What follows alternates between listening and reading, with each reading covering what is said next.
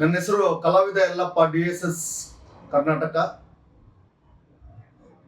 ಬಂಗಾರಪೇಟೆಯಲ್ಲಿ ವೇಶ್ಯಾವಾಟಿಕೆ ದಂಧೆ ಪ್ರಕರಣ ಬೆಳಕಿಗೆ ಬಂದು ಆ ವಿಚಾರವಾಗಿ ಏನು ಆ ವೇಶ್ಯಾವಾಟಿಕೆ ನಡೆಸಿದಂತ ಆ ವ್ಯಕ್ತಿ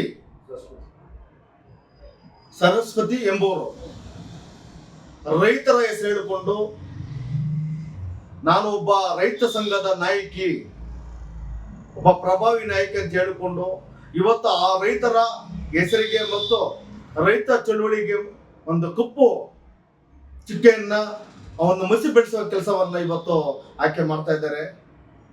ಬಹುಶಃ ಇದಂತೂ ನಾನು ತುಂಬಾ ನೋವಾಗಿ ಖಂಡಿಸ್ತಾ ಇದ್ದೀನಿ. ಯಾಕಂದ್ರೆ ಇವತ್ತು ರೈತ ಈ ದೇಶದ ಬೆನ್ನೆಲುಬು.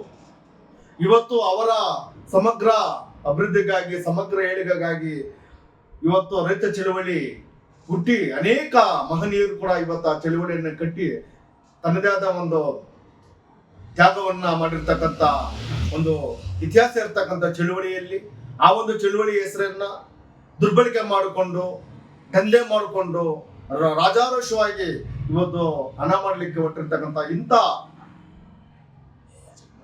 ನೀಚ ನಿಷ್ಕೃಷ್ಟ ಮನಸ್ಸಿನ ಈ ಒಂದು ಸ್ವಯಂ ಘೋಷಿತ ನಾಯಕರುಗಳನ್ನ ದಯವಿಟ್ಟು ಕ್ಷಮಿಸಲೇಬಾರದು. ಯಾಕಂತಂದ್ರೆ ದಲಿತ ಚಳುವಳಿ ಆಗ್ಬೋದು, ರೈತ ಚಳುವಳಿ ಆಗ್ಬೋದು, ಅದರದೇ ಆದ ಒಂದು ಇತಿಹಾಸ ಮತ್ತು ಹಿನ್ನೆಲೆ ಇರ್ತಕ್ಕಂಥ ಚಳುವಳಿಗಳು. ಹಾಗಾಗಿ ಆ ಒಂದು ಹೆಸರಿನಲ್ಲಿ ಒಂದು ದಂಧೆ ಮಾಡುವಂಥದ್ದು, ಹಣ ಮಾಡುವಂಥದ್ದು, ಶೋಭೆ ತರುವಂಥದ್ದಲ್ಲ. ಇದನ್ನ ಕಳಾಖಂಡಿತವಾಗಿ ಆ ತರ ಒಂದು ಕೃತ್ಯವನ್ನ ಮತ್ತು ಆ ಒಂದು ದಂಧೆ ಮಾಡುವಂತ ಮತ್ತು ಅನೈತಿಕವಾಗಿ ಸಂಪಾದನೆ ಮಾಡುವಂತ ವ್ಯಕ್ತಿಗಳ ವಿರುದ್ಧವಾಗಿ ಕಾನೂನು ರೀತಿ ಕ್ರಮ ಜರುಗಿಸಬೇಕು ಮತ್ತು ಅವರಿಗೆ ಕಠಿಣ ಶಿಕ್ಷೆಯನ್ನು ವಿಧಿಸಬೇಕು. ಈಗಾಗಲೇ ಆ ಒಂದು ವಿಚಾರವಾಗಿ ಕೂಡ ನಮ್ಮ ತಾಲೂಕಿನಲ್ಲಿ ಒಂದು ಪತ್ರಿಕೆ ಮುಖಾಂತರ ನಾನು ಕೂಡ ಒಂದು ಕೋರ್ಟ್ ಕೊಟ್ಟು ನಾನು ಅದನ್ನು ಖಂಡಿಸಿದ್ದೀನಿ.